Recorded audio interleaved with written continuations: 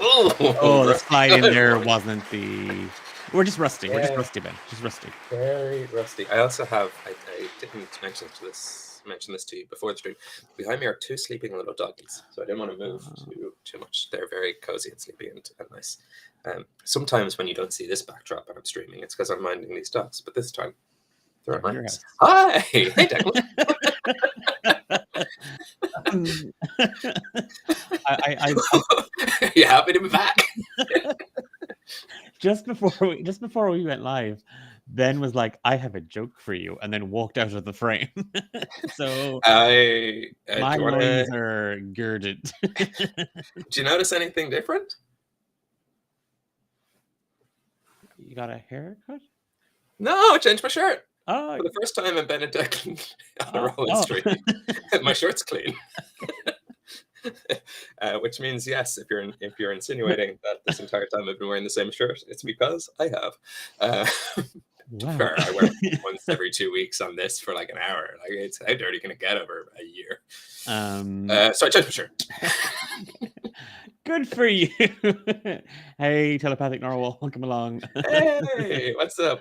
Ben's clean. Yeah, the Ben's changed his shirt. You ring the bell, tell everybody you know. Meanwhile, I'm dressed like Miss Frizzle's weird cousin with my wonderful suit jacket and my preppy. You can't see all of it, but this jumper is a wonderfully kind of soft. I was going to say squishy fabric. Squishy fabric is not a thing you want to say about a jumper. I'm not worried. It's clean. It's clean. It's a squishy clean jumper. You're wearing a froob.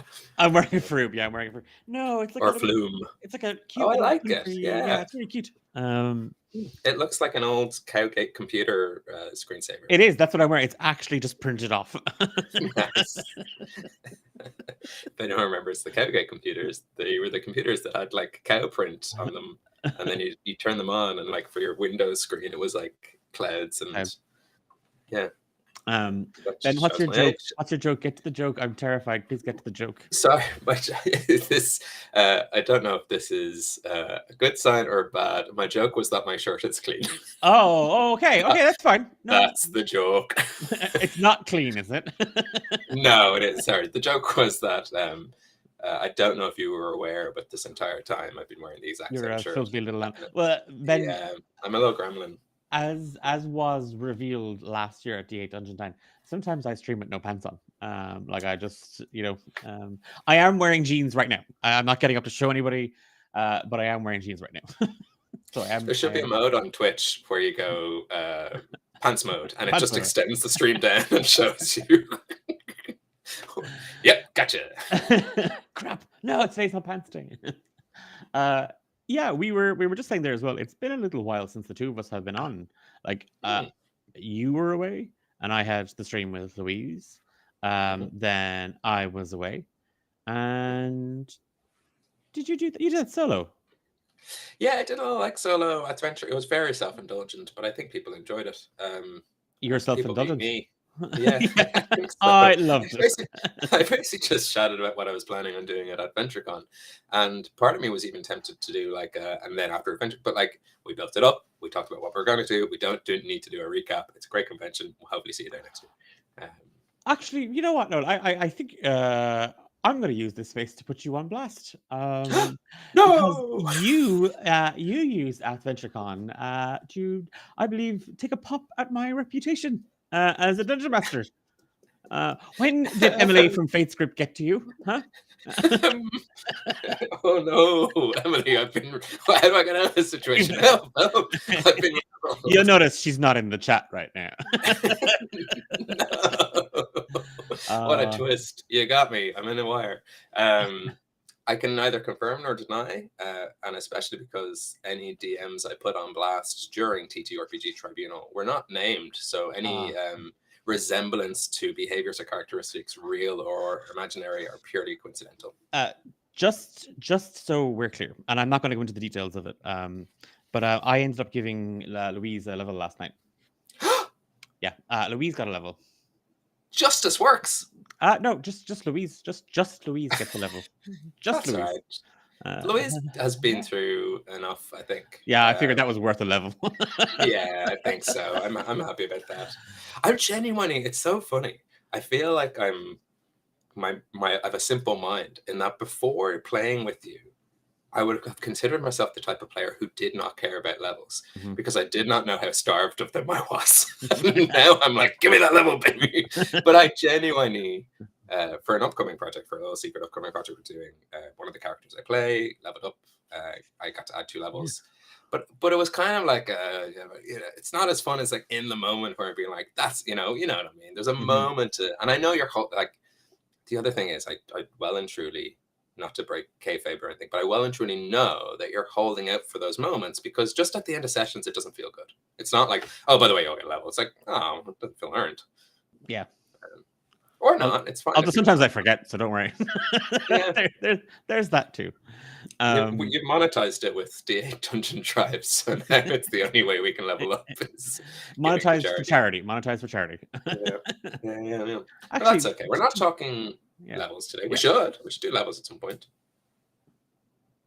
No, I don't do levels, but I suppose ID level.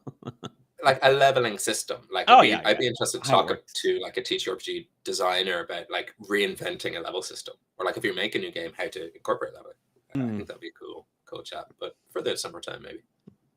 But you're right. No, we're not. Or today we're not talking about levels. We're talking about literature, which also begins with L. So nice little bit of alliteration there. Yeah. It is and I know you've done a really cool interview with Caroline from Sidequest Books, and we're going to get to that in a couple of minutes, like a minute or two, just a quick minute or two. I think we'd be remiss if we didn't. We're going to talk about the books that have a lot of influence over us, books that maybe have inspired us. I want to talk a little bit about what else you can take from the books that you read beyond, that's a really interesting character, or that's a really interesting space, or place to kind of, be inspired by. Other things that you, whether you're doing it or whether you're conscious that you're doing it or not, you are, and then things that you can do to kind of help that, things that you can kind of, for you as the DM or player, really, things that you can use that literature to help influence with. And then Ben and I are going to have a pop at trying to, we're going to read each other. Yes, that's the segment's called I'll Read You. Yeah. Or you read me. I don't know. That's the content that everybody's here for these days. There's 2 of us sniping at each other. Yeah, I like it. Ben, can you remember the first book you read? This is a great question because you asked me you kind of prepped me just before the stream, and I started thinking about it. And I suppose the other side of things, it's like, why books? Today's World Book Day, which I think is only celebrated or acknowledged in Ireland and the UK. It's World Book Day, like the World Series in the US, just localized to one area.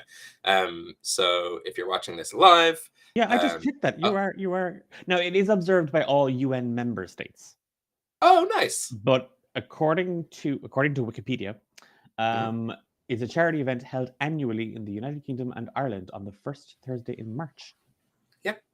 So it's World Book Day today, which means that this weekend, most likely, your local independent bookstores, if you have one nearby, or just your kind of like national chain, but still kind of have a local field bookstores. There's one near where I live. We'll probably have some events, both for adults and kids, to celebrate World Book Day. There's definitely going to be sales on, so head on down and get yourself a couple of good books. Not that I need to tell you nerds to pick up books. I know our audience, but you've my permission to buy more books this weekend. Get another one. Yeah. I'm going to answer your question in 2 ways.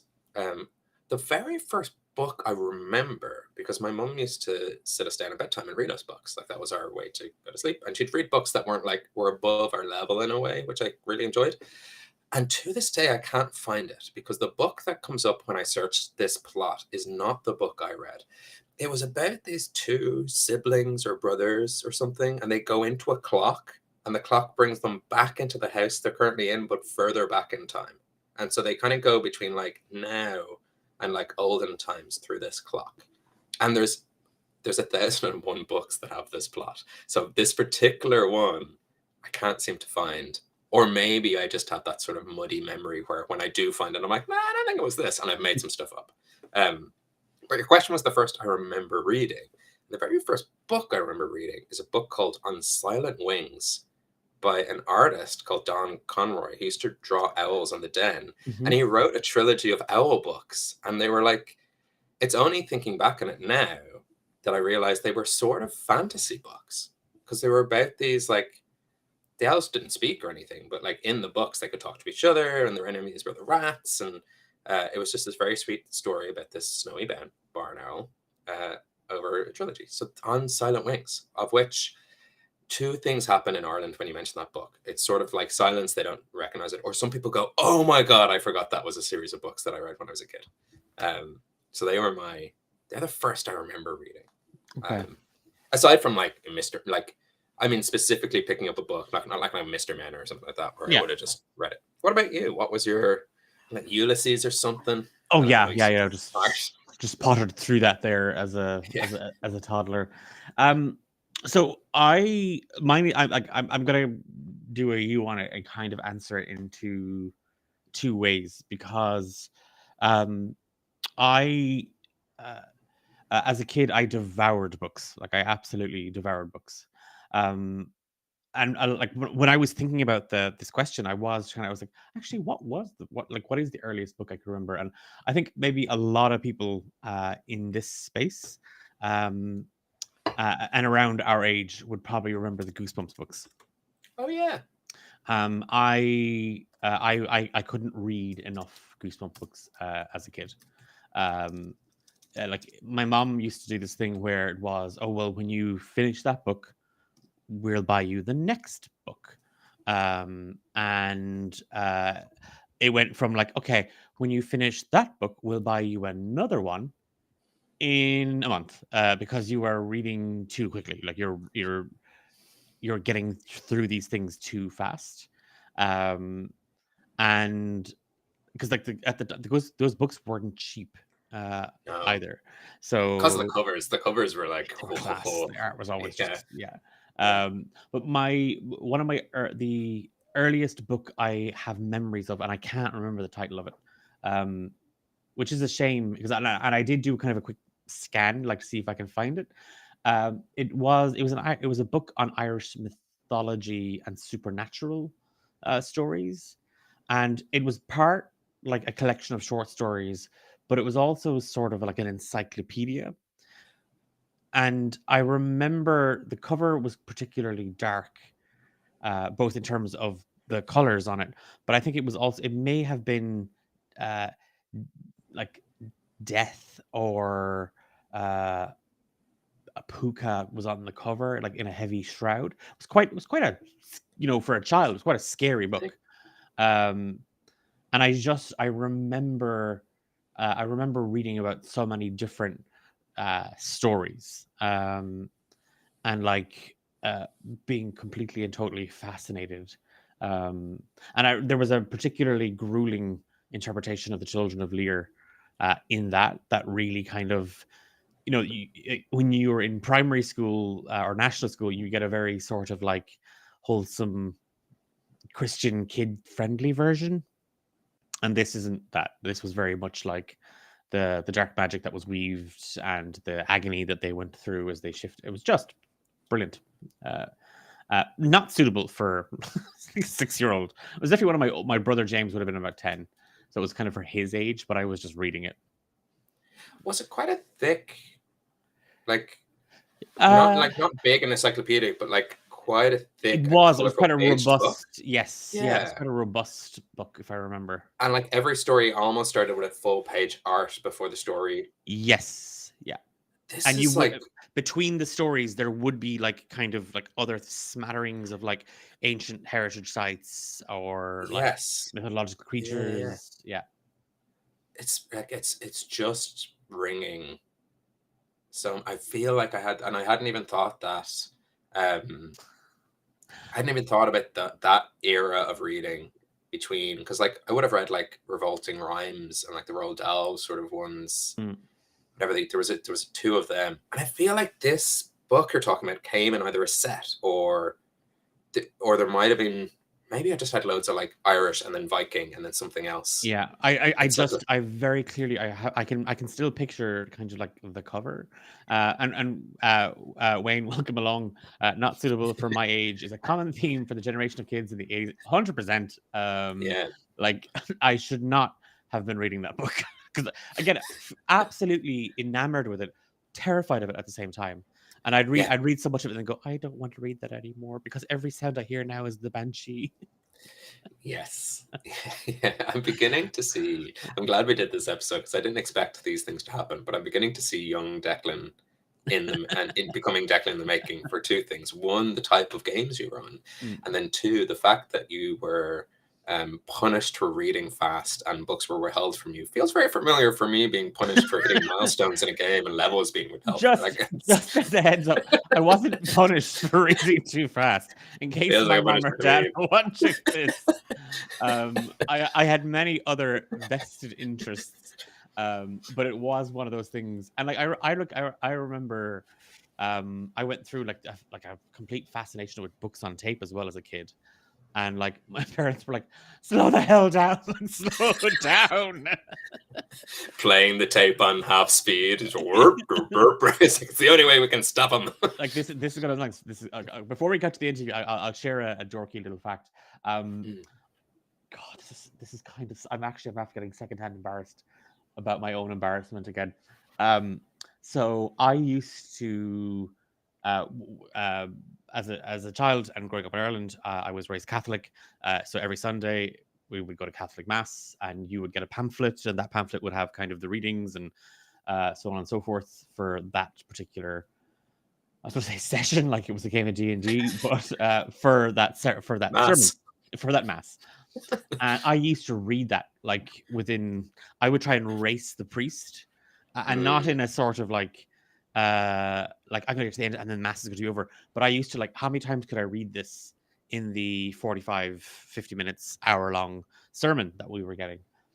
And then I told my brothers, my older brothers, that this was like a game I had, and I enjoyed reading it, and obviously there'd be very big words for a kid and stuff like that, and they convinced me that I was going to hell.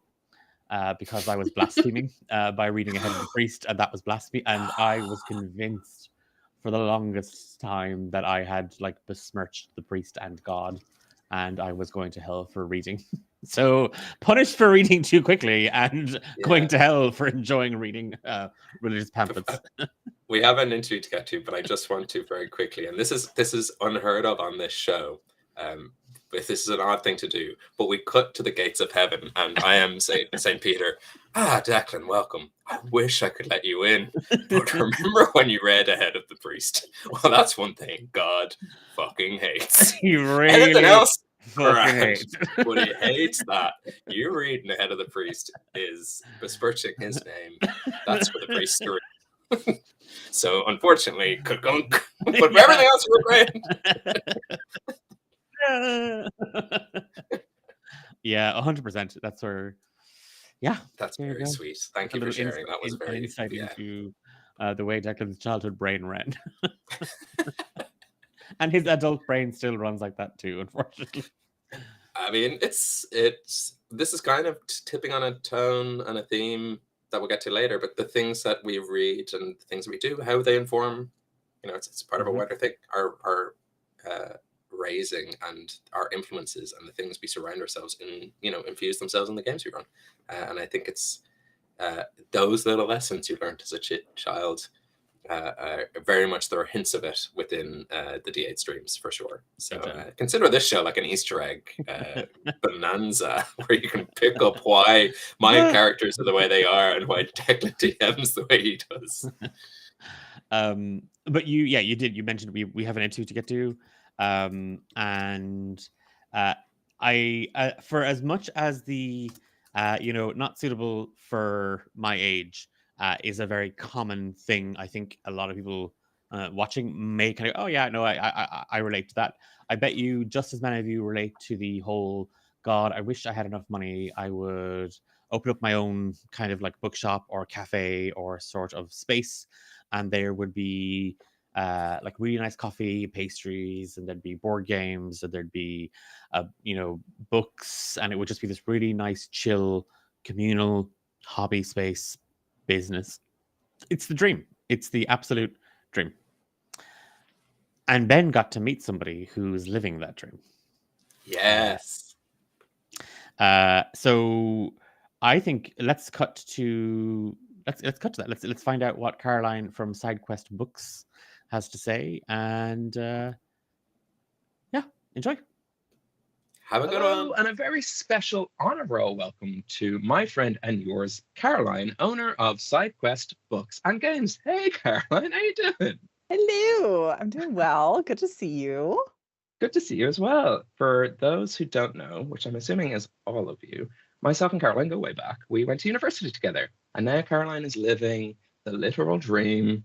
So I'm going to ask her all about it, find out how I can do it, teach everyone there how you can do it, and it will be a world full of amazing indie bookstores and games all around the globe. That's the aim. Global domination of local indie bookstores. Small businesses, yes. Yeah. Exactly. By way of an introduction, you are a small business owner. You run and own a bookstore and indie kind of game store and big into TTRPGs, all the stuff that you've ever thought of, oh, what would I do if I could do anything? Caroline's doing it, which is why I wanted to talk to them. But could you let me and the audience know where the dream started and how you made it a reality from kind of seed of an idea all the way to what you do right now? Yeah, for sure.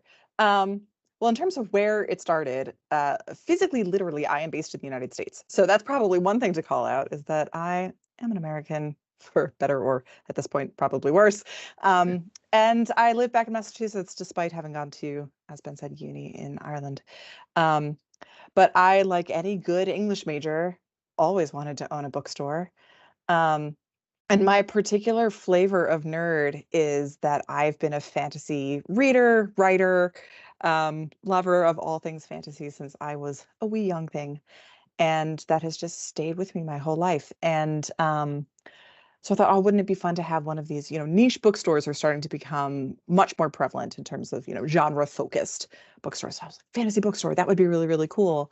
But bookstores notoriously make zero money. In fact, they tend to cost money more than they make money.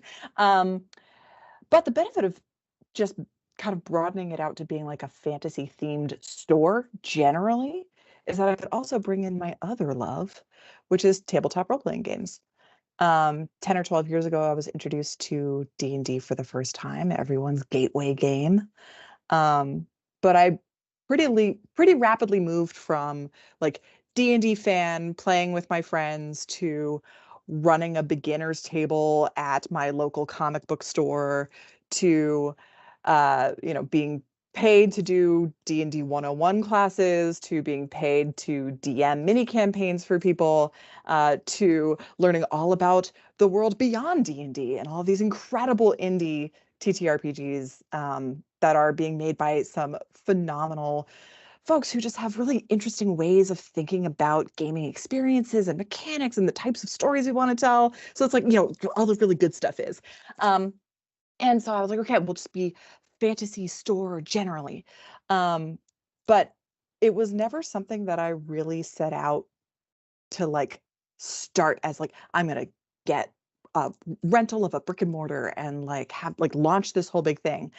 It started because in my grown-up real world life, I work for a tech company. I'm a conceptual database designer. That's my other flavor of nerd. And I'm kind of an internal consultant for that company. So there are like times when I'm super busy and times when I'm not as busy. And in one of these particularly not busy periods of time, I also had kind of recently come back from maternity leave. I have a 3-year-old now. And I was kind of looking for something to do because I am a type A, driven by productivity kind of person. And I was looking for something to do that really felt like me. I think a lot of new moms feel that, a lot of new parents feel that. And I was like, well, what if I just did a pop-up of like this little concept that I have? And at this point, I had an Instagram account. That was my Bookstagram account. It was called Sidequest Reads, because it was like my little side quest, in my own life, as just this obsession with fantasy. And I was like, I'll just do a pop-up and just see what happens. And it was huge. It was wildly successful. I slid into the DMs of a local brewery that does like brunch on the weekend. And I was like, can I come for like a couple hours in the middle of the day and just like set up a table? And they were like, yeah, no problem. And I think I made like $1,400 that first pop-up. Yeah. And there were people who like had heard about it from my Instagram. Like I had started the shop Instagram and they had like come from my reading one to my shop one. And they were like super excited. I was like, maybe there's something here. We'll just see how it goes. And after a year of pop-ups, I was able to secure rent at a 500 square foot shop within a larger outdoor market. And I now have 3 employees, and we put on a dozen events or more every month. And I still have my day job Yeah. Right. in tech, because Lord knows I don't pay myself for This- any of this. There's so much in that story that I think there's a lot of amazing advice. And I know we've talked about this. We even caught up last time you were in Ireland, and similar themes came up. That I think when people set out and go, I want to do this amazing thing, they see the end goal. They go, it's going to be 3 stories. There's going to be a podcast and streaming studio on the top. It's going to be a cafe during the day, a bar during the night. We're going to brew our own beer, and because they don't take it step by step, sort of either they put themselves in huge amount of debt, what will happen anyway in small steps, but more than necessary, and they don't build a little bit. And I can't believe I'm being this cheesy about it. Like how you level up a character, you have a little bit of stuff, and you sort of get to know how to use those abilities, and then you add a little bit on. And I think it's one of the reasons, aside from your smarts and your charm and people wanting to shop with you, the smart approach you've taken to building this out and continuing to build it so that you can see yourself now from very first pop-up to now with 3 employees. And I remember following you on Instagram at the time and seeing just like boxes of books in your house. And that's the reality of it. It's like, oh, I guess that room is now inventory. It's like, and you just, your business takes over your personal life a little bit. Work-life balance doesn't exist when we're a small-time business owner. It doesn't exist. And like our car was our shop for months. Like when we finally got the actual store, my husband was relieved. He was like, the car is so much lighter. Like we're saving on gas. But no, you're so right. And I think my professional career in a tech product environment was a big part of my willingness to say, let's start with an MVP, a minimum viable product. Yeah. And see if there's product market fit here. Because the other thing about starting a location-based business, not like an online tech business or something like that, but something that's going to be physically in a space, especially a bookstore, you have to have the local audience that's going to come. Yeah. Right. And I lucked out. I live in Somerville, Massachusetts. There is big nerd energy here. They're just like all sorts of nerds, and my type of nerd, right? Like our type of nerd lives here. So not just D&D players, but specifically indie RPG players and indie RPG designers. Yeah. Like there's a community of those folks here in Somerville. And so moving to the pop-ups really gave me the data that I needed to say, how might this scale? And even before, like there was a step between mobile pop-up at brewery and my full brick and mortar, which was like a 2-month residency, if you will, in this really, really tiny shoebox in the same outdoor market that I'm in now, but it was like a much smaller unit. And I was there for just March and April of last year. And that really was I had one employee who I like contracted just for that amount of time. But I was able to be open consistently, 4 days a week, and just see what the traffic would be like, see what the interest would be like, see what the sales would be like. And that really was my big test to say, can I make this bigger spot work?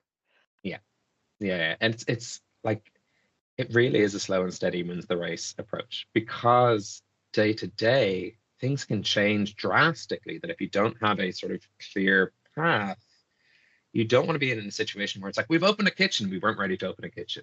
Like, and it's one of those things that I see happen it's particularly, and I'm particularly aware of this being vegan, but to vegan places that are like, we're going to do a restaurant and we'll be retail in stores and we're going to like be open 3 places at once, and then they close, and I get really sad because like one of you would have done and I will travel there, because in a similar way, niche audiences like the event of going to something. I love going to bookstores because it's not as much as it's about picking up a book and you go in and go, I'll get one, and you leave at 10. But you're like, I'll get one. It's just browsing. It's nice. It's like, for me, I don't know if this is the literal definition. I still haven't wrapped my brain around what I think this means, because I know someone else corrected me recently, but like a third space, right? It's that kind of place you can hang out. Whereas someone was like, I don't think that's a third space. I'm like, okay, maybe I don't know what that means, which is quite possible. One of the benefits, there is a special thing about bookstores. Bookstores are community hubs in a way that other retailers might not have quite that same position in the community. They have author events. They do a lot of, I mean, like I was saying, bookstores don't really make money, so you're kind of a nonprofit anyway. Just by like the fact of the matter. Definition of us. Of a nonprofit, making zero profit, But I think even if I were just a bookstore, I don't think I would be successful. Right. When I look at my reporting, it's like 50-50 in terms of like revenue, week over week, month over month, books and games. And then the majority of the games that I host and run at the store are, or the majority of events that I host are game events. Right. So I have book club, and I have like a craft cinema night and all that kind of stuff. But the vast majority of them are games. And it's a big draw for people. And even if they don't buy anything from the shop when they come to play a game, they're still coming to the space. They're thinking about it as a networking environment for them, and my shop, I'm the only woman-owned game store in Boston, in the greater Boston area. And I very intentionally center and highlight women and underrepresented creators, both in my books and in the games that we have. And that really has, in a really positive way, influenced the community that's built up around this shop. So I'll have these RPG meet and greet nights where I just come to the store and everyone gets a name tag of like the nights that you're free, the system you want to play, whether you're willing to DM. Yeah. And those are like half women. And we get like 60 people. And so, I think people really recognize that this is a very intentionally safer place for folks who may have felt unwelcome or unsure about gaming TTRPG spaces historically. No way. So you open the door and see like, I don't know, 3 We've men been looking at you here the whole time. You're like, why are you so mean to? I haven't even come in yet. They're like, you're like, guys, chill. But like women TTRPG players we've been here the whole time. We want to play. So it is that kind of third space. It is that community building, networking. I will find people like me here space. And that's been probably the most gratifying part of all of this is having people say that, yeah, like I came to a D&D night here because Sidequest was organizing it, and I knew that I would have the type of experience that I'm looking to have. Now, I admit I'm in a slight echo chamber of me, but I can feel that energy across the ocean. And because I know you, but I see it and I go, I wish we had something locally. And if we do, and I'm ignorant of it, it's one of those things where it's like, I wish I knew about things we had locally. That have that same energy, that have that same approach, that have that, because we have game stores obviously in Ireland, but they tend to veer on the slightly unwelcoming, like, you're bothering us sort of side of things, as opposed to the come on in, the more the merrier. We purposely set up that name tag is a symbol of invitation, because it's purposely set up to make this easier. And one thing about nerds is we're not always the most socially savvy people. We're not coming in there with high charisma checks being like, I've made 17 friends today, and I don't once think about like anything awkward I say. It's even happening to me, right? I can feel the spiral. It's always at the back of your brain. So I'll switch into a question. This is what I'm going to ruminate on later. Yeah, definitely. 100%. I'll switch into a question. So what is, now that we know about Sidequest Games and Books, or Books and Games, I'll ruminate on that later as well. What's a day in the life or a week in the life? Because I know every day could be different, but like, what does your day look like? Yeah, I think a week is probably the good way to look at it, because every day is a little bit different, but the weeks tend to look somewhat similar. Like I said, I am a parent. So there's always morning routine, daycare drop off, and then as much work as I can get done until daycare pickup, and then evening routine. So that like is the bracket of my day regardless. And I also, like I said, have my day job in tech. I work Monday to Thursday. So there's a lot of owning a bookstore that's doing stuff that's not owning the bookstore. Right. Like I said, I don't pay myself, so I still have to like make my mortgage. So that's where that comes in.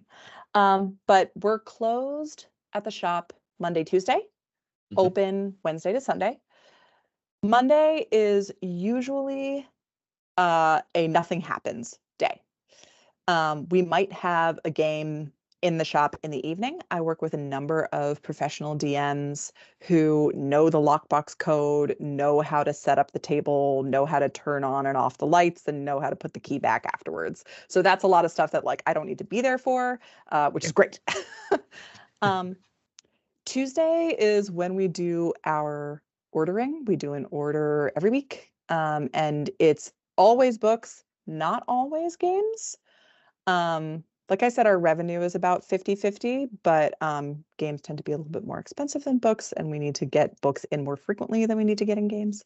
But the ordering process is, wow, laborsome, a ton of work. Right. One of the folks who works for me is my assistant shop manager, and I've been teaching them a little bit more about the ordering process. So that's been huge, just to like get somebody else leveled up. I used to do all of the ordering myself on Sunday nights, and it was like 4 hours of my Sunday night every week. Yeah. So that now happens on Tuesdays, which is great. Wednesdays we're open. We also tend to, there could be events any given night, right? So there's always like, well, are we going to have to clear off the main table for a game that's coming in the evening?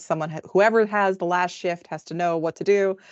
And then Thursday and Friday is usually when we get boxes of inventory. So like in the middle of like having somebody come in and being like, hey, how's it going? Let me know if you have any questions. Are you looking for anything in particular? Whatever. We're also over here like, using the box cutter to open up the boxes and enter them into inventory and shelve them and deal with backstock. And we have zero storage. Like I said, this place is 500 square feet. I have like 2 shelves that I can have backstock on, and that's it, which is going to kill me, but whatever. And then on Friday is when I actually get to work behind the register on Fridays. And that's a very fun day for me. Anyone who has emailed me over the past couple of weeks being like, hey, I'd love to like bring in samples. I make like candles, or I make earrings, or I'd like to talk to you about hosting a particular type of event or whatever. I'm always like, I am in the like in the office for Yeah. for Fridays if you want to come in and talk to me. So that's always a fun day. I love just chatting with people about books and games. I always ask, is there anything in particular you're looking for?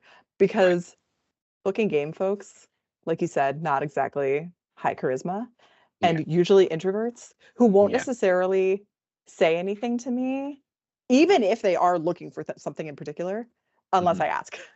Yes. Yeah. I do that in stores. I'm like, no, I'm fine. And then I'll look for it for way longer than could have just been like, do you have this? And then at the very end, I'll be like, I'll pick up something to pretend I found that. I'll be like, there it is, right. And then I'll go be like, yeah, I was looking for this. Actually, do you have something else? And that's what I really came in for. Happened to have this other thing that just came to my mind. This made me think of, what's it called? I don't know. It's a book. Has a blue cover. Yeah. But I love helping people find their next read, their next game, tell them about an event that's coming up that they might be interested in. So I get to do that on Fridays, which is awesome. And then I usually work either Saturday or Sunday. But in the midst of all that, it's replying to emails. Every time inventory comes in, it's like, were any of these special orders for somebody who filled out the form on our website? Make sure to keep those in reserve. Don't put it on the shelf for somebody else to buy. I do a ton of marketing. I drop my calendar of events like 2 weeks before the month begins. And those days are going to be the death of me. Those calendar drop days. Wow. I do all of the graphics. I do all of the Eventbrite stuff. I do all of the organization. I do all of the, once I get paid by Eventbrite, I need to make sure that if a GM was running something, I pay them the amount that they're owed. And it's, there are truly so many plates spinning at any given time. But I don't know if you've heard this sort of like classic thing. It's like, know which of the plates are rubber and which are glass. No, but I love it. Yeah. Okay, nice. The glass plates are like my child and my marriage. Cannot drop those. Yeah. The rubber plates are like, we had an event that was supposed to happen this Saturday that probably isn't going to happen. And I just am going to have to cancel the 2 people who signed up and refund them their tickets and tell the GM that we will do a different event in the future. And that is okay. That is expected. That will happen. And having that perspective on like, what bad thing that's going to happen is like, it's fine. Yeah. Is really helpful. So it's funny because I have my phrase at work as a copywriter and a kind of a creative director is knowing what's sand and what's glass. So it's funny that glass is in. So when I come up with an idea, and to give you a sort of a taste of one of the ones today without naming anything kind of confidential, but I had an idea, and in the script it was like friends were buying tickets to like a festival, and they were like, could it be a concert? And I'm like, yeah, that's sand. You can like, that's fine. But if it was like, could it not be friends like collectively buying tickets or something? It kind of has to be that for what we're doing. So it can't be anything else. So that's the glass part. So my job is essentially to protect the glass of an idea, and clients and my creative partners or anyone else I work with shape the sand with them. Because from brief to the ad you see on television, a lot's going to change. I'm always surprised if we're like, oh yeah, that's where we started. Yeah. And if very little changes, that's also good. But I think you have to be open to that. And it sounds like a similar attitude to, you have to be, and it's tough because nerds, our charisma mightn't be that high. And I actually think that as a stereotype, it's falling away, but it's fun to joke about. But our perfectionistness definitely is, and knowing what's good enough, because we're the A+ kids. Like it's what we value ourselves on. It's like, I gotta be the best at this, because if I'm not gonna be the fastest, and I'm not gonna be the handsomest, and I'm not gonna be the jockiest, I'm gonna be the smartest. Or the most perfect in my own way. And then growing up, it's just learning. That was such a great learning to be like, oh, this is fine. I can actually be the chillest. Yeah. And that's, I'm definitely, like I was saying, I'm definitely a like type A, productivity driven, perfectionist type human. Therapy, highly recommend. Definitely helps a lot with that. But in starting this shop, I had a lot of insecurity about it. And I think a lot of imposter syndrome, especially on the gaming side of things. And I think a lot of that comes from being a woman in this space and feeling like, someone's going to come in and be like, well, you don't know about this particular type of whatever from AD&D. And I'll be like, actually, fuck you. But there is that fear that if you're putting yourself out there as an expert in a field, what does that mean? And how can you take up a position of authority without feeling like you have to know absolutely everything about everything? Because that's completely impossible. No one is going to do that. But how can you turn that idea of expert away from just wizard book smarts knowledge to an expert in a way to approach a field? Yes. Right. So like, I feel like actually at this point, it's only been a couple months, but well, no, it's been a year and a half really of this whole journey. And I feel like I'm an expert now in terms of understanding how to help people find the next thing that they might be looking for, really smart ways to run games that use things like safety tools and talking about like what makes a successful game and what's a successful session, and helping people network and find each other. And like yes, I'm a book and game store owner, and what that means is I'm an accountant, I'm an employer, I'm all these other things, but I'm also like a marketer and event programmer. And that's a huge part of what I do. And I feel like I've gotten really good at that. And I haven't read every book on the shelf, and I haven't played every game on the shelf. And that's not the point, actually. I will always be curious about whatever somebody else has that they're excited about. So that's it. And I think that harks back to the third space of it, which is staying open and having chats. So when someone comes in and goes, oh, hey, you recommended me this last week, I really loved it, it reminded me of this book, your brain goes, great, good to know. Yeah, perfect. Like I'm adding that to my list now. The next time someone comes in and asks for something, it's like, well, if you liked this, you'll like this. Or because people are around, and this is one of the lovely things in these spaces, and as you get to know business owners, that lovely moment of like, I don't know, but actually one of my regulars is here. Hey, Ben, like this seems like a question for you. And you just know that they'll like handle it perfectly fine and represent your business in a really nice way.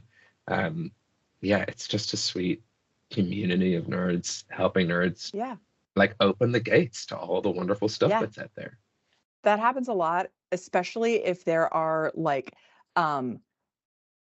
lesbians who are really into high fantasy will just find each other and they will just talk about their favorite books. And I love them. Nice. I'll start to wrap us up.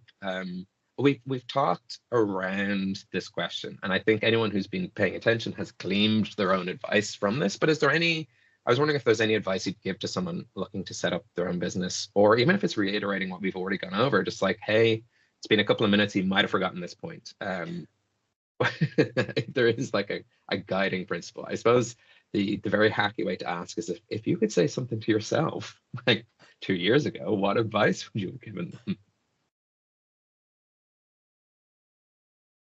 I think I've actually been incredibly lucky in that I really feel like the approach that I took of starting small and not putting too much pressure on where it was going to go really worked well for me personally. I was incredibly privileged to be able to take that position. I have a job that pays well, that has really good work-life balance, and I was able to make those hours work. And to this day, that is the thing that enables me to do this. But if you have the ability to take it slow and not put too much pressure on the project or yourself, and not have too many expectations and just kind of see where it goes,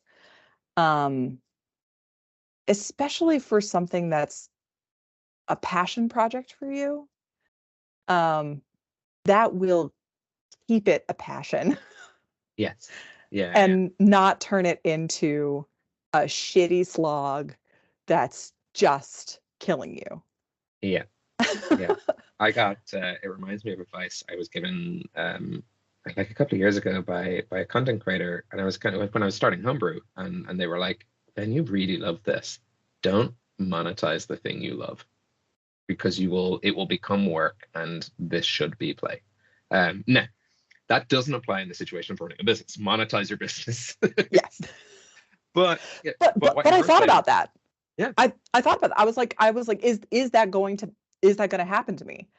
And I think if I had quit my job and was trying to make this my income, that would have happened 1,000,000%. It's a huge, huge danger. Oddly, the advice you gave is the same advice every GM and DM in the world should know about their own sessions. Like Yes. that post session, everyone hates me, they had a terrible time. That's that same part of the negative part of your brain that criticizes something, where it's just like, be open to where this is going. Don't put too much pressure on yourself or the project in this case being the game and campaign you're running, and just enjoy it, because Lord knows the world will try take your joy in other places, so find it in the places you have. Well, and it's exactly the advice that I give to somebody messaged me literally last night saying, I want to play with my coworkers. There are like 17 of us. What if we did like a drop in, drop out? Like we made a whole world together, like a West Marches style thing. But what if we used kids on bikes instead of D&D? And I was like, all of this sounds awesome. I would say do a world building session. If that's as far as it goes, fine. You still had fun. You still were creative with people that you enjoy spending time with. You've won. You did it. If you get one session after that, incredible. If you get two, amazing. You know what I mean? But like having all of these expectations, and I think like as much as I love actual play, and as much as I think that actual play has done so much for gaming generally, it has resulted in a little bit of pressure around like it has to be a streamed professional, like it's like it doesn't have to be that. Actually, just start small. Just start small and have fun. Yeah. It's the joke we have amongst like streamer friends of ours and content creation friends of ours is when we message each other, it's like, do you want to play a game? It's like, and this one, as a little twist, is not going to be for other people's entertainment. It's like, whoa, yeah, let's just hang out. Because it's a big, big part of it. Like the more you get to play, the more fun you will have, and the more you'll learn, and the more you'll kind of fulfill your life in a really fun. And like we had it was probably like 6 months ago now, but we had a huge episode about burnout with hobbies. When you love something so much, and then you can't like stand it. If it was like a meal, you can't stand the taste of it anymore. And to give yourself breaks, because that happens, whether it's on the internet for consumption or just for your friends. That kind of see it all the time. Someone's laid out their snacks, they got everything over, they're waiting at the door, it's meant to ring, and then the first text comes in, sorry, I can't make it. And then the rest of the texts come in, and you can't help but feel like were they talking beforehand? Did they coordinate this? This feels personal, even though life gets in the way. That's just what life does. So yeah, it's have fun and check in on yourself. It's a good place to and know what you're ready for, right? Like I stopped DMing for a good couple months, just because I was like, I don't have the time for that right now. And it will come back when I'm ready, right? And I'm having session 1 of a 3-session little mini campaign on Tuesday, right? So like it's coming back. It's gonna be a blast. We are playing D&D with the Hit Point Press Hexbound supplement, which I've updated for 2024 rules. Anyway, it's gonna be really fun. But it came back, right? Like I've set up enough processes and systems and patterns with how the shop runs. There was a lot of startup costs and energy with that, but now we're at a point where, I can get to have a little bit of my fun side of it too myself. So that's really wonderful to hear. My next question, I normally don't ask guests for obvious reasons, but where can people literally physically find you in the world? I wouldn't really be asking, but in this particular case, you have a physical brick and mortar store that if anyone is nearby or anyone's watching, they can drop into and say hello to you on Friday. Please do. Yeah. If anyone has happened to going to Boston, we're just north of Boston in Somerville, Massachusetts. We are in Bow Market, which is a sort of collection of small businesses and sort of this open air outdoor market. And yeah, we do a lot in our little space. We're very resourceful. And we're on Instagram, for better or worse, Sidequest Books. We have a Blue Sky now, Sidequest Books. If you ever want to come to an event, I would recommend subscribing to our Eventbrite profile, because that shit sells out before I even market it on any of the social channels.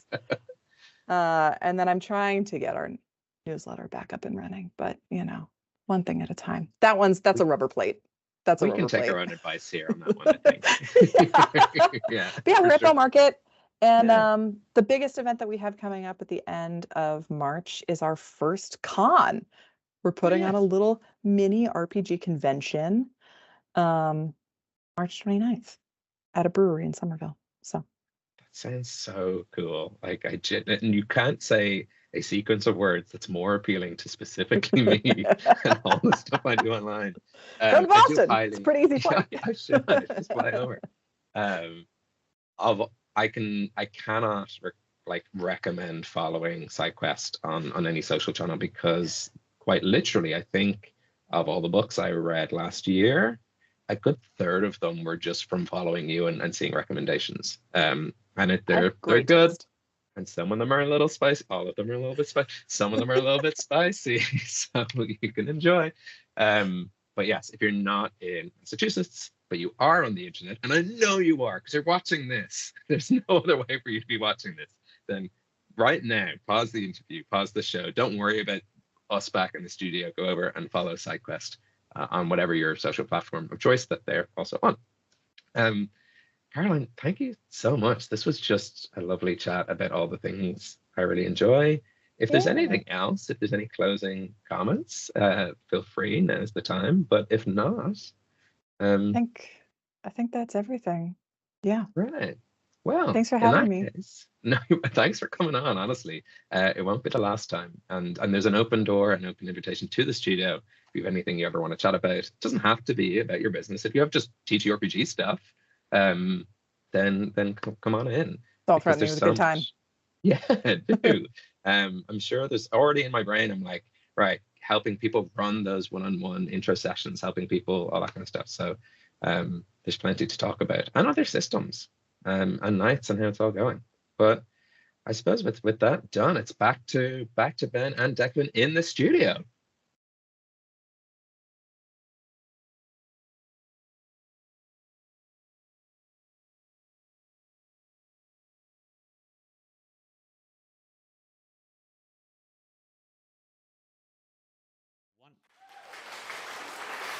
We're back. What you missed there was so Ben, did you not edit in a little nice holding screen? I was like, no, just put a black video. So that's not a problem, is it? It's like, well, I thought there was 2 minutes of video left, but there was not. There is. If you just want to watch it black. Thank you. Another thank you to Caroline, owner of Sidequest Books and Games, and yes, C Master D in chat. That was pre-recorded. I chatted to Caroline this day last week. C Master D, I also did communicate the fact that you were asking questions, and I said to Ben, I think C Master D thinks this is live, and Ben went, oh yeah, he probably does, and then did not actually tell you that it wasn't. So it's on Ben. I was and I had loads of time to. You had loads of time. You actually kept responding to you in chat as if it was live. Yeah. I'm so sorry. Now, to be fair, I also didn't type at you. If I'm going to throw you under the bus, I'll hold your hand to go into the bus with you. Yes, yeah. But I also, but I was bearing my heart and soul to you actually while we were. It's true. Yeah, we were having a nice, because it's been a while since we've done this show, which also means it's been a while since we've hung out. Mm-hmm. So we were catching up and we got distracted. A good rule of thumb for Ben and Declan on a roll: if Ben and or Declan are not on screen, it's pre-recorded. Yeah, it's just one of us. We've taken it aside and we've made a little pre-recording. But thank you. Yes, I did think. I really enjoyed doing the interview, and I thought Caroline was fantastic. Loads of practical like seriously practical advice about starting small and Yeah. building out and using minimal viable products, MVPs, to like see how much this can work, which is just a really good. We touched on it in the interview, but that's great if you're running a business, but it's also great for campaigns like our sessions. Just like start with the session 0, see if the group are kind of good. If you get an extra game in, great. If you run a campaign out of it, great. And actually, funny enough, speaking of Seamaster D in chat, that's sort of as I slowly work behind the scenes on where Homebrew goes next. That's sort of our approach to Homebrew. We're going to see if like little weekend pre-records are working, and if that works, we'll build it out from there. To see how much we can get done in a year. So, but it's the same thing. It's that thing of, when you go to you do a workshop like in a new craft or hobby or whatever. Like, oh god, this is great. I'm gonna definitely do this. And then you go out and you buy all the kit and the tools, and you're sitting there like, I have no idea what I'm doing. This is completely overwhelming. I'm just not gonna do this. Yeah. It is. Yes. It's very much starting small. Is such a and I had said this because Ben, when Ben did the interview, he was like, "Oh, Declan, just so you know, it's like over 30 minutes long," and I was like, Ben, we had like one rule about this, that we would try and keep these like really. He says always breaking the rule as well, but watching the interview beforehand, like you kind of hit the nail on the head. Like, it's such practical advice. Like, I kind of it's kind of it's very obvious, but like I think Caroline spoke about it in such a way that you're like, actually, yeah, no, hang on. If I do this, it can lead to this.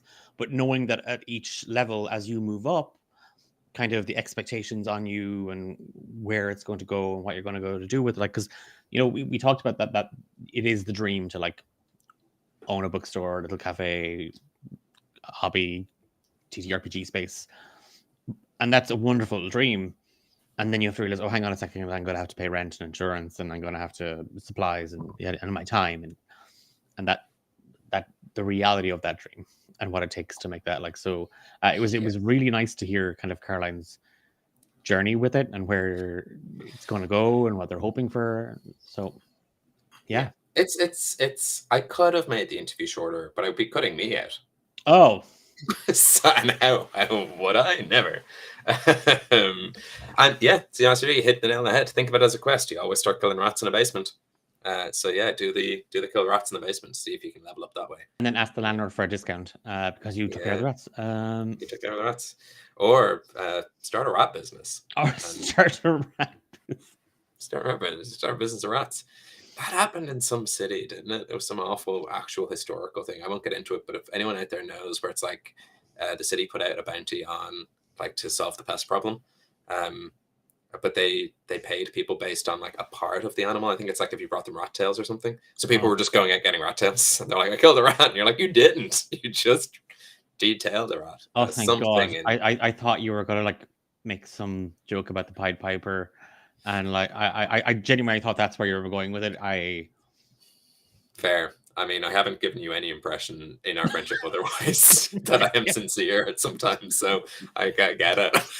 I full on. I was like, wow, wait a minute, no, this is gonna go somewhere. And it didn't. No, there is somewhere. There's some story about that in real history, and it's awful. So don't look it up unless you're morbidly curious, in which I am, and I will after the show. In case you're just joining us, today is World Book Day, and actually, before I forget, I'm going to reshare the link to Sidequest Books as well, just so people can kind of find a little bit more about the store and Caroline. They do have an online store as well, but I don't know what the story is with shipping. I didn't look into the shipping side of it.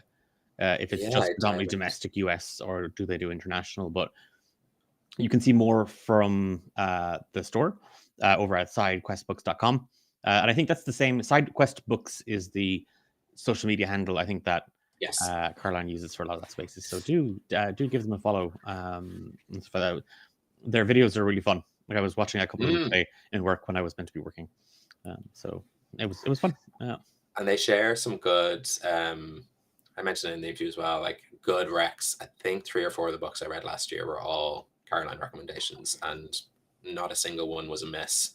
and solved different things. Like some of them like self-published little high fantasy books, and I was like, oh, this is actually great. And like, because there's a little bit of a stigma around self-publish, and there shouldn't be, because books are books and stories are stories. And so I need to pick up the rest of them. A lot of them are a little spicy. If you like your smut, Caroline will always be there for a good rec.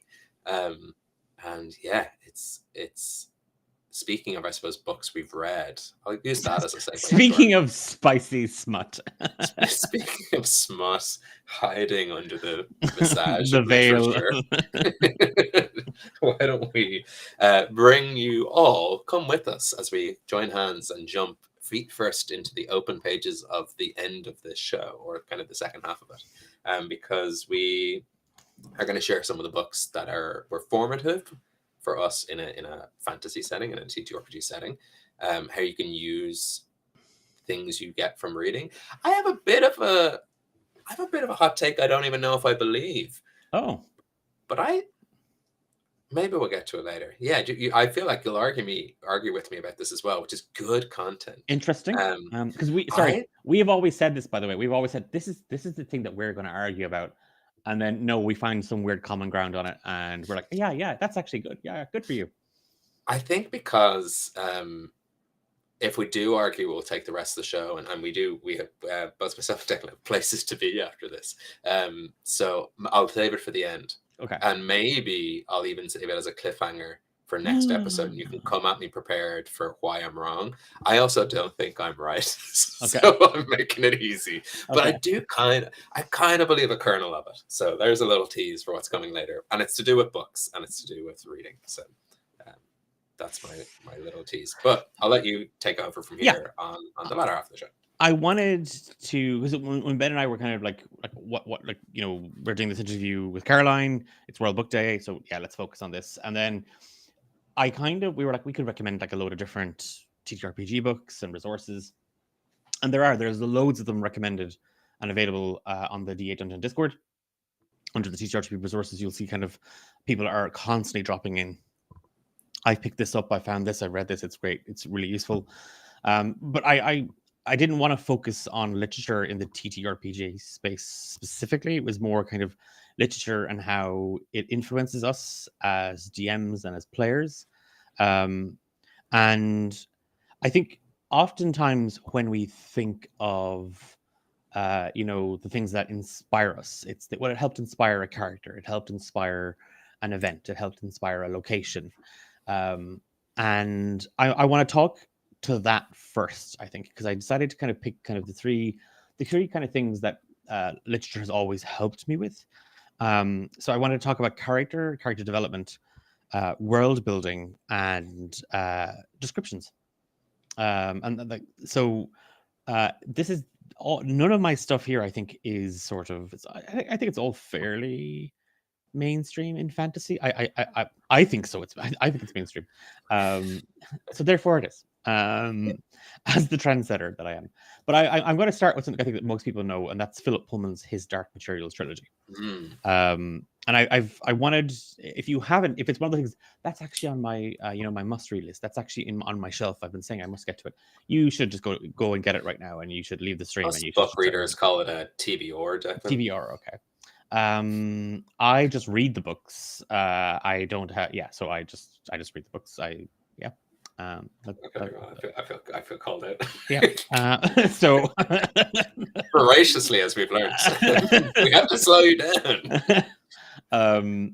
But I picked those because for me, Pullman has a phenomenal way of tying multiple different character journeys together. And what are we doing in our tabletop role-playing games but tying individual stories into a main story and weaving them together? And I've always kind of, it's not that I go back to the shelf and I pull it out when I'm thinking of the next, Romancing the Dungeon story or the next kind of campaign, but it's one of those things that I will reflect on, like the journey of Lyra and Will, and how at different parts of their journey these other characters were woven in. Some stayed, others left, and how you can bring characters to a conclusion, that it's okay sometimes to put a character let a character rest, and that is where the story ends for them on that page now, whatever that end may be. So on that, his Dark Materials as a book, as a collection, as a trilogy of books, had a profound effect on me. I read them when I was 18 or 19, and I sobbed my way through the Subtle Knife and the Amber Spyglass. I completely couldn't. I just everything about those books. It's an emotional roller coaster. And yeah, so those are, like, again, if you haven't read them, I would encourage you to go out and get them. They're phenomenal. And there's been the movie adaptation. There's the BBC adaptation of it. I haven't actually watched any of that stuff. Surprisingly, like I haven't. And again, you'll notice a trend in a lot of what I'll say next in terms of the characters. Mrs. Coulter is one of my favorite literary characters of all time. Absolutely love Mrs. Coulter and her golden ape. Golden, was a chimp, wasn't it?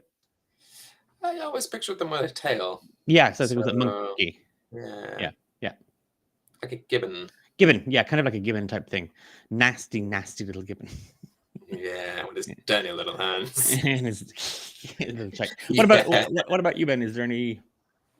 I think this will be a familiar story to a lot of people watching, and even to yourself, Declan, where I went through a period in my teens, in between hanging out with all my friends, where I just read all the time, and so I just devoured books on the school bus every day, to a point where I find it very difficult now to remember books. And I even did a little bit of research earlier. I was just like, it's a story of a boy from a village. The village gets destroyed, but a stranger comes by and adopts them, and they teach them the ways of high society, and so they can weave themselves into the circle of people who cause this betrayal, and then they get there. And I'm like, and I even look it up, I'm like, there's 17 different books. Yeah, I was like, I think you briefly described Great Expectations there as well.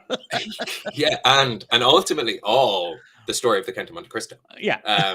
Which is one of my favorite stories as and kind of tropes and genres and sort of arcs for someone. The one that stuck out to me in that genre, I think there's one called the Night Angel trilogy, and I think I read them. But there's a series by Leanne Hearn called Across the Nightingale Floor, and it's set in like Japan, and the boy whose village gets destroyed develops like super hearing, and so can cross this nightingale floor, and then becomes like an assassin, and then something else happens. And I've been spending this entire stream, and Declan will attest to this, and even before the stream, trying to remember books. I was like, oh, I found one with that high fantasy magic system. And I'd look it up and I'm like, no, this isn't them. I thought it was like Wrath, Ruin, Valor, and Malice that came out about 5 years ago. I thought it was them. It's not. I thought it was Millennium's Rule, the Treaty Canterbury one. It's not. Made me think of a story then where a land bridge appears between two places every 100 years, and this year they decide to do something different about it. It's all confusing, which is to say that my influences are subconscious in a way, except for one series in particular, and this one I remember like beat for beat, place for place, and this world I've been in a lot, and it's the I think it's the basic bitch frappuccino of fantasy books. It's Magician by Raymond D. Feist, and I go back to it every couple of years about wee pug who's not very good at magic in his world, but yeah, if you haven't read it, it's formative, and it has one of my favorite passages in all of fantasy books, which a lot of fantasy books do, but that moment of like a swell of power, and I'm like, yes, victory! You've been crushed into the mud for chapter upon chapter, and now it's your time. And that furious righteous anger that you see a lot of the time in high fantasy. So that's definitely, yeah, nice. He must be reading Magician right now. It's so good. I go back to it like every couple of years. And then occasionally I'll continue on into Darkness at Sethanon and Silverthorn, which is the end of those two trilogies. But Raymond E. Feist's world, God, I should remember this. I think it's called Midkemia, but that sounds like it's from Final Fantasy VII. This is what I mean, that my brain is mush. Kalawar is one of them. Yes, Okay. I think it's Kalawar. There's a spread of it, and the characters kind of continue. But that particular series and that particular book, and God help the partners I saw throughout my teenage years who I foisted this on. It's like, if we're gonna date, you have to read this. It was awful because they were like, I don't like it, and I'm like, that's fine. I don't know why I wanted you to read this.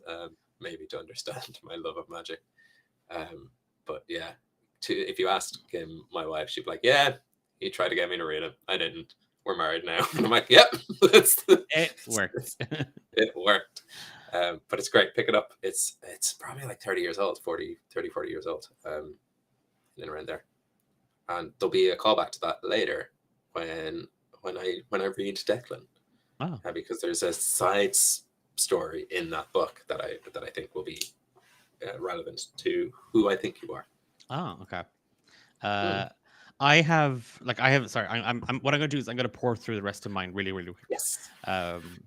Because there is something that I wanted to get to. Other recommendations, other books that have had a huge impact on me. Trudy Canavan's The Age of 5 series.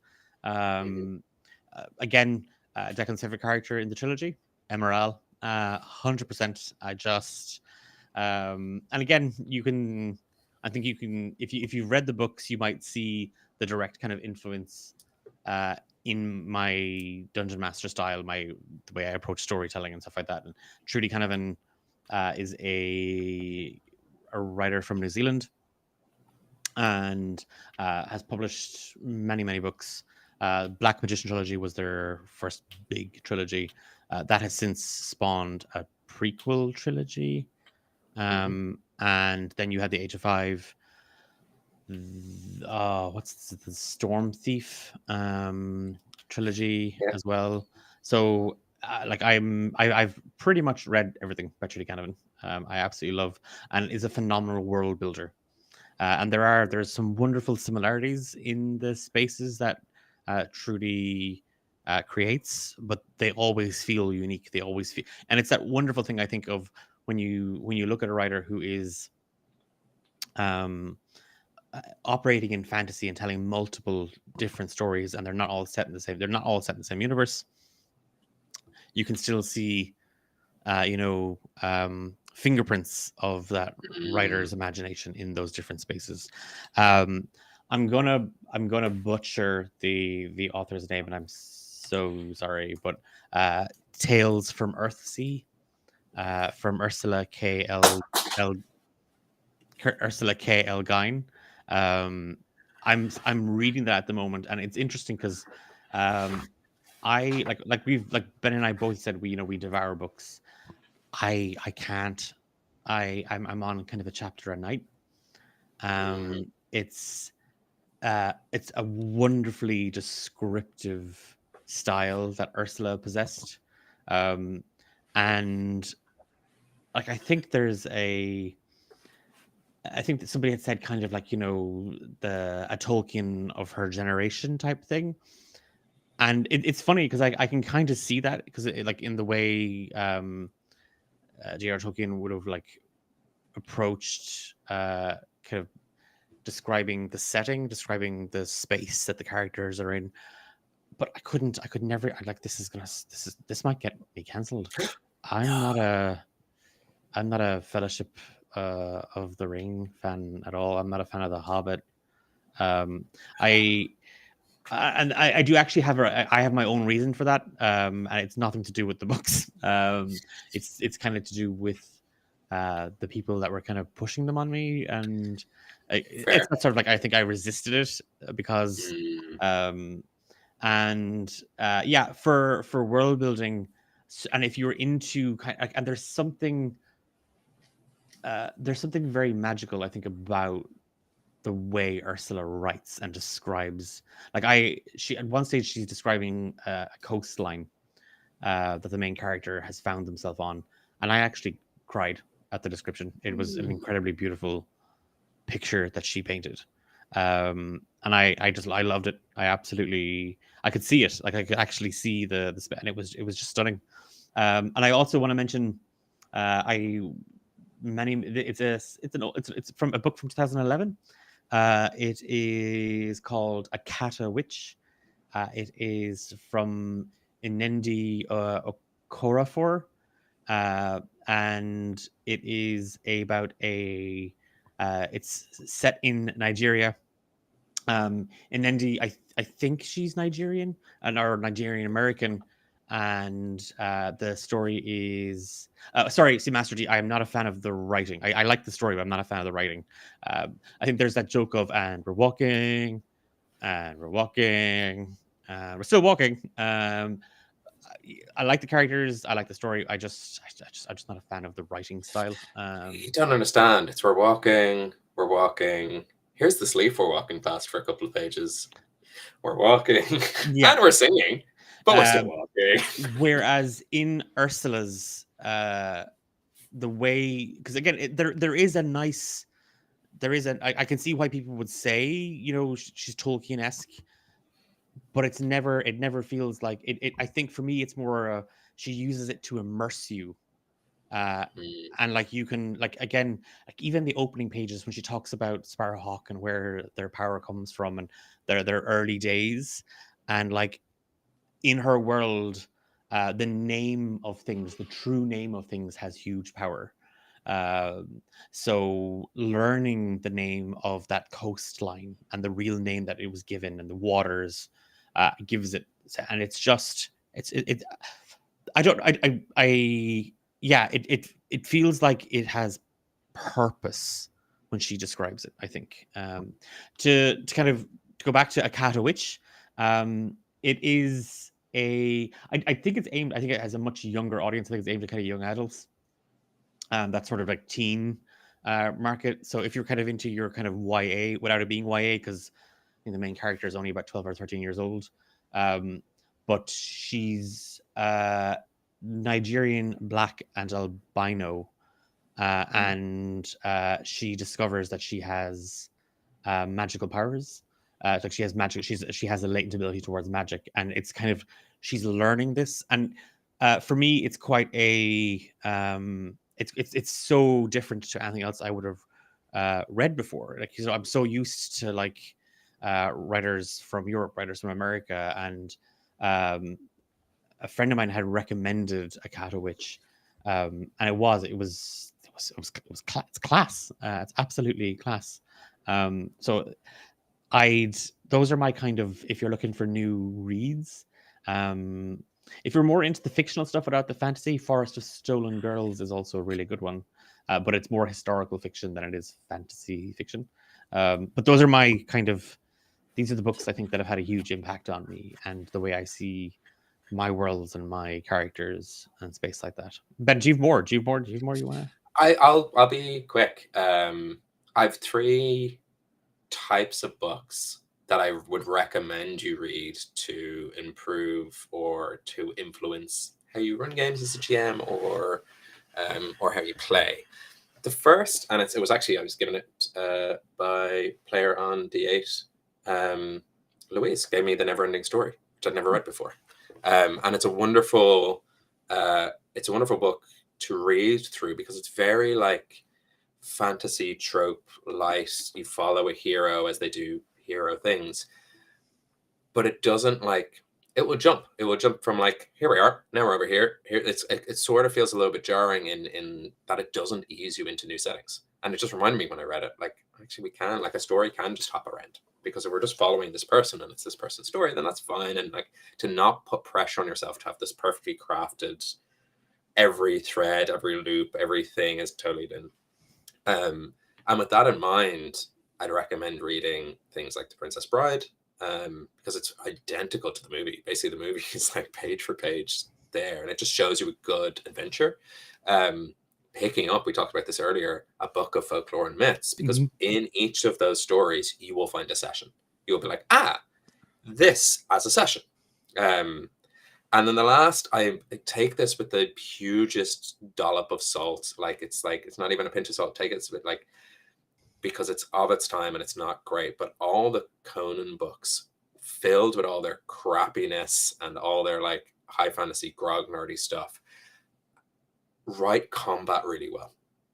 And so when you're looking for words as a DM to describe how your barbarian moves, funny enough, how Conan is written is really visceral and nice to bring that in. Like, I'm trying to think of one in Homebrew. I remember when it was Arlington, it was like before he started and as he started to rage, it was like you feel your body doesn't tense up. This is when you're at home. And with the quickness and power of a panther, you leap forward. And it's like that and not for Wes. It's just like, yes, I'm not tense. I'm relaxed. Yeah. Like your grip loosens on your axe for a fleet, like, and it flows like, a knife through hot butter. Learning those things, because how I fight as a like doughy little nerd is like, but that's not how a fighter fights.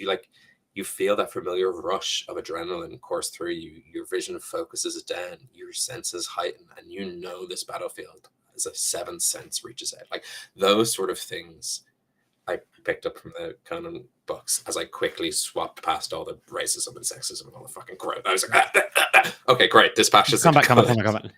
Yes, yeah. So that it's a huge, biggest dollop of salt I could possibly put on a recommendation. Because it is very much of its time, and it's not a good time itself. You kind of I wanted to highlight some stuff from, because again, like we said at the start, we use books and they can be a great source of inspiration for a character and that stuff, but some other things, and you kind of touched on it there, Ben, that we kind of, I think maybe subconsciously we're pulling from it, but I would encourage you to be more conscious in what you're doing, is like the words and the language. The way that fighter grips the hilt of the sword, the way the grass smells after the heat of battle, the way the sky colors in a sunset with a storm on the horizon, all of that language, that real visual stuff that you are picturing in your own mind's eye. We tend to remember the big battle. We tend to remember that the high adrenaline moments, the big emotional impact. But I would encourage you to go back and look at those quieter moments, those sentences that add so much more weight to those scenes. It's not just that the blood was hot. It was wet. It stuck. It stank. It was metallic. All the ways in which you can, pull on the senses of your players as they are immersed in this. It's not just what you see, it's what you hear, it's what you can taste, it's what you can smell, it's what you can feel. All of that's going to lend itself to immersion, because that's what the best writers do. They immerse you in this work. Big one that it's a blessing and a curse. The pacing of a good story, and the knowing when to punch the audience, knowing when to hit them, knowing when the setup is at its pinnacle, and now is the time to hit them, pull the rug, do whatever it might be, but where you're going to maximize impact. Like the bad guy appearing, right at the end of the fight might seem dramatic enough, but what if at the end there's nothing? What if at the end there is, and the bad guy's actually in the next city over, and he's laid it to ruin, or he's ransacked it and taken it for himself or herself or whatever it might be. But some of the writers that we have mentioned are masters at knowing right when to punch you in the feelings, and that's something that I want to do more. It's something I try and emulate in my own writing and my own play style. Is leaning into those moments at the right time. And not everything has to be a moment. Yeah. It's a huge lesson from, and I think you pick it up from. I think it's easier to pick up from books than like TV shows or any other form of entertainment. Really, and I struggle with this as a DM for sure, because I'm like, my precious little players, do no harm to them. They're my little guys. And learning, I know. What a world. What the hell? I had to learn how to be like, this is their story and their story needs stakes. And one thing I found helped me flesh out the villains or even the ethos of the world was not reading fantasy books at all, but reading, there's so many little, I think they're like either Penguin Classics or Penguin Moderns, speeches and lectures that philosophers and thinkers have given on stuff. So like one I read recently was Albert Camus' Create Dangerously, written in like 1957, about how artists have a responsibility to not create in a comfortable and kind of like solid, happy space, because then they're just creating fluff and they can't totally detach themselves from reality, because then they're just self-indulgent. So like to create with purpose to move the world. Now, believe or don't believe the arguments within these stories or within these speeches, but take that ethos and give it to someone. And suddenly they feel like that's what they stand for. And you've got 3 lectures of their beliefs if you just give them a viewpoint. And there's loads. I have one in front of me here because I want to rewind it. I picked up another at the weekend. I have The End by Beckett, which is like just a nice little, like, to be honest, I shouldn't read this. It just annoys my players when I indulge my Beckett love. I'd be like, you find a man in a hat. They're like, no! Oh, no! It's another man in a hat, and he's going to speak nonsense at us. But there's like 50 of them, I think, in the Penguin Moderns. Yeah, 50. And some of them are just notes, some of them are observations, some of them are speeches. They're just good, and they're so tiny that like read them on a bus. You've thrown Beckett. I'm going to throw in Dickens. I think Dickens has some of the best villains, and they don't have superpowers, and but they're ordinary people trying to survive and trying to. And Scrooge could talk to ghosts. If that's not a superpower, I don't know what is. He just had a piece of bad beef. We all heard it at the start. Yeah, he had a town of vegetables sing at him like such a bad person. Anyone's gonna have nightmares after that. But look to the classics and look outside fantasy as well. Like Ben was saying, look outside of that. Look outside of that space and pull stuff from it. We've just got enough time, I think, for our library section where we're going to read each other. Yes. Yeah. Do we want to start with the Ben? I think you've read, or Declan? I think you've read. I think we could skip. Like, this came up. I think we can pull the curtain back. This came up. Maybe we flip it around, because I think you've read everything. I haven't.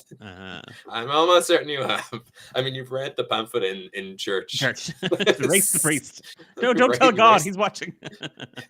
Erase the priest through the Bible. So if you're not familiar with all the Gospels, who isn't? Whoa.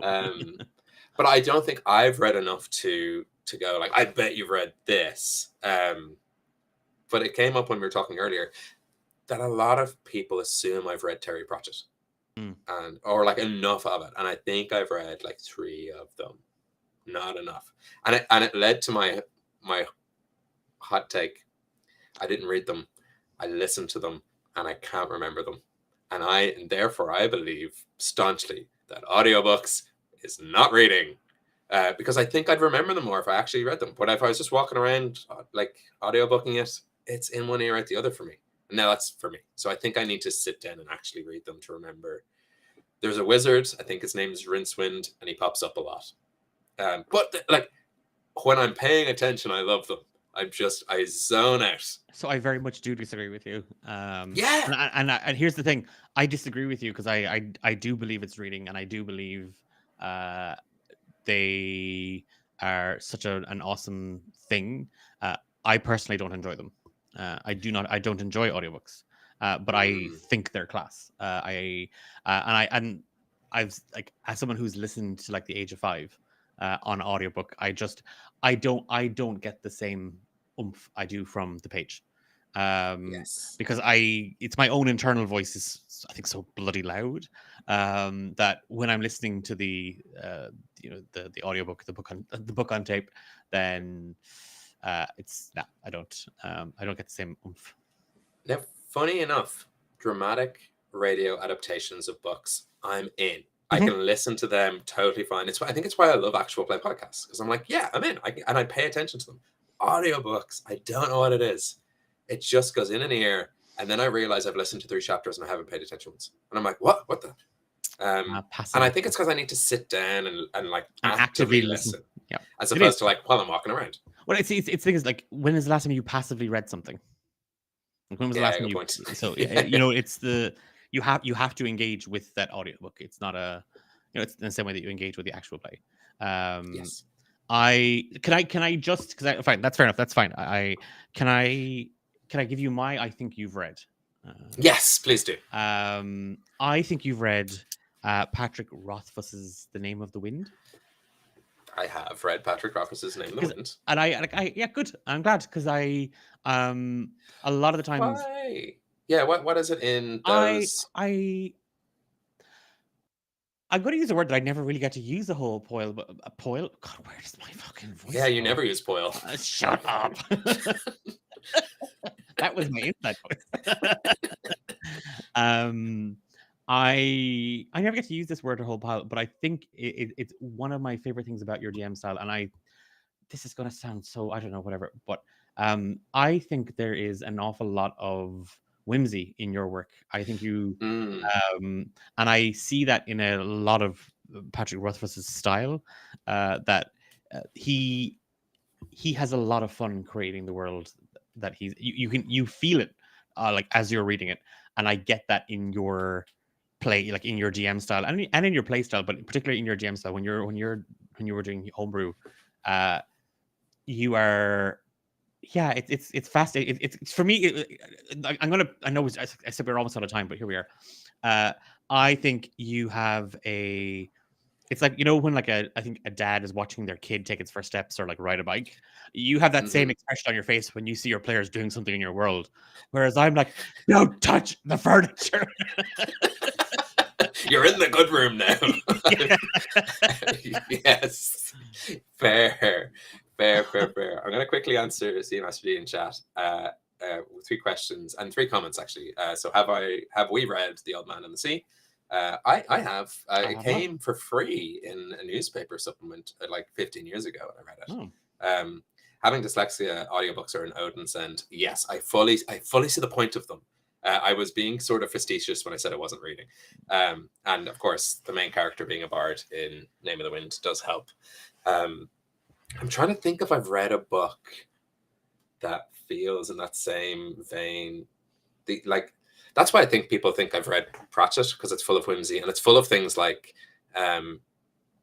visual word puns in a way that I particularly enjoy. And I don't know what it is that I thought when I picked up one, I'd read them all. And as a kid, when I was younger, I thought the covers were too whimsical. I'm like, this is making, because they're like these incredibly rich, saturated covers. And I'm like, I don't know, these seem like books for nerds. Yeah, it was too much. I was like, no, thank you. And it was hard to hide that I was reading nerdy nerd books. Whereas like sometimes if it's just like a word on the front, like shame, then I'm like, yeah, people think I'm reading a real book. But I'm trying to think of something I've read that might have... See, this is where I think you mightn't have read a lot of Raymond E. Feist, but there was a side book called Daughter of the Empire, and by Janie Wurst. I think you might have, I don't think you've read that. I think you would enjoy that, and it feels like it. And it ties into, this is the book, so it's kind of the next read you part, which I can pick off. If you were a book, I wrote this down. I think I wrote this down. Did I write this down? You would be a multi-empire political intrigue epic saga filled with dark magic, betrayal, and a powerful matriarchy. Oh my god! So Ben, thank you. That is such a nice thing to say. But which is Daughter of the Empire from okay, it's completely blown what I was going to say about you, and you're like, everyone's going to be like, Declan's just a dickhead who didn't think about this. No. I really thought about this. So again, we had said, we said if we were reading each other, what book would that person be? And I was thinking about this a lot today at work, actually, and I was like trying to think. And again, it's fiction, but it's not in the fantasy realm. So mine is not in fantasy realm at all. You, Ben, if you were a book, you would be, again, it's a series. You would be, and in that collection of stories, there's one particular, but you give me big Arthur Conan Doyle Sherlock vibes, with in particular the Hound of the Baskervilles. Oh wow! And because it's a story with a big story in it, and And I think you have a wonderful way of. I think you as a person have a wonderful way of telling stories, and that there are all these wonderful intricate little things in it, and it leads to a bigger thing. And also, there's a big hound in it, and I think if you were a dog, you'd be a bloodhound. Oh wow! Not even a shaggy little Irish wolfhound. No, I've you'd always be pictured myself more on the beagle side of things. Yeah. I'll But give you. yeah. I'll give you. But like what is it? Is it? What's that weird one where it's like it's not quite a beagle? It's like a bloodhound and a beagle. Oh yeah, like a little loyal hunting dog kind of guy. Kind of a thing. Yeah. Yeah, I know what. Yeah, I you give do, off those vibes. yeah, you do. Yeah. Does it? This might be interesting to know because I think that read is spot on. Funny enough, my least favorite Sherlock Holmes story. Really? Yeah, the Hounds of Baskerville. I'm like, there's too much. Give me just the one mystery and make it be that like I smelt it or something. Like the one where like the bank gets robbed and it just so happens that there's like a door in the back or something. I'm like, beautiful mystery. That hound one. Oh god, there's too many moving parts to that one. Yeah, I was like, I don't understand this. How many things had to go right for this to happen? Whereas I quite enjoy. I think it's why I quite enjoy the whimsy of the plays of Oscar Wilde, where I'm like, yes, a simple setup, and they're in different rooms. Hilarious. I'm a simple man, but I acknowledge and take and accept the compliment that the things I make, I think, only seem intricate because I add these silly little things around in different rooms.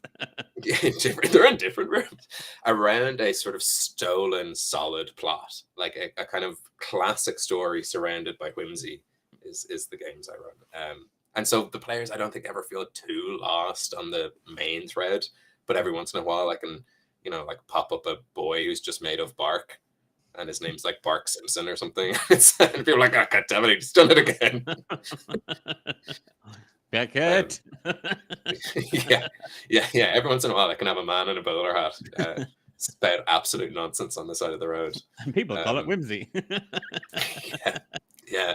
I think it's because I naturally read books like Kafka and Beckett and gloomy stuff, but I cannot see the sad faces of my players. So I just make my gloom really whimsical, like the little flame who sang himself to death. And it's, it reminds me of all those, like, was it Little Match Boy? Like Burton stuff was big before Hot Topic took off in Ireland. And there was all those sort of like scratchy little drawing books that people went mad for when Jack Skellington jackets were the rage.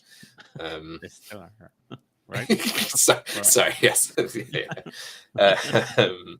So yeah, I do like adding whimsy. But I feel like it undercuts the tension. Maybe not. No. Or maybe it makes it worse when I hammer it like the mallet comes down. When you know when to punch him. Yeah. Whimsy on one hand, barbed wire on the other. See, if you like whimsy, Studio Ghibli as well. Yeah, no, big time. Big. Yeah. And a wonderful way of like these wonderful fantastical elements, these really simple human stories, about growing up, about identity, finding your place in that world. Forget about Grave of the Fireflies, just ignore that one. Not a lot of whimsy in that one, a lot of hurt, a lot of pain in that one. But yeah, it is. And I love how our version of reading each other was complimenting each other by comparing ourselves to books. That is the Ben and Declan way of, I want Ben to do a dark story. I would love Ben to do a dark story. Ben, if you yeah, I want to be in your back. I want you to do a dark story, and I want to be in it. I think we could. We sort of did in a. Yeah, I've never read any Stephen King. I've heard The Dark Tower is good. Yeah. So I need to do that. Yeah, we sort of did a dark tale when I did Cage of Sand. That was the darkest I've gotten. Yeah. That was really good. That was nice. Yeah. The darkest part of that was your Aidan Gillen spider. Yeah. Often my NPCs end up creepy because I try to do an accent and then lose it, and then describe what you were going for, and it's brilliant. No. Sorry, the last little thing is, if I could leave with any advice or leave the show on anything, is you will have read the same things as your DM at times. And Studio Ghibli is a really good example of this. If you've read the book that your DM has read and you can sort of see the path they're laying out, I just wholeheartedly believe in like putting your character to a side, being a good player, and buying into it. And I'll give a good example of that. And this is ammo to Declan, and I'm so annoyed that I have to say this on live on stream. But I will always buy into the cute little thing that turns ferocious unexpectedly, but we all know it's going to turn ferocious. I will my character will always wholeheartedly eat the food from their hands, or just be like, yes, thanks, little cute thing. And then as I sleep and they turn into monsters, but I suppose on the flip side of that, if you see your players playing into your tropes for you, don't punish them because of it. They've done you a favor. Give them outs, but play out the scene. Because what is TTRPGs? I'm not saying things like, we just do a little Ghostbusters, and then you all do Ghostbusters for a while. So yeah, that's my final thoughts on the book episode of Ben and Declan on a Roll. And I'm not gonna. I think that's a really nice way to end of it. I think that was a really nice, solid piece of advice for both sides of the table. So, but it was nice to be back. Yeah, it's lovely. Yeah, it was really, really nice. Thank you to everybody who watched along. See Master D for joining us in chat. We have been, he's been Ben and I've been Declan. And we were on a roll with books. And we have a lot. We've a lot ahead of us for the rest of the year. So yeah. And we are tag teaming up with TTRPG Trials every now and again. We're going to be interviewing the creators of some indie TTRPGs, and I am hoping in the next week or so to sit down with Takuma Okada, the creator for Stewpod, and to interview them about that. And there will be a snippet of that interview here on Ben and Declan on a Roll, but the whole thing will be played out on TTRPG Trials, which you'll catch every other Thursday. So yeah, here we're around for both of us.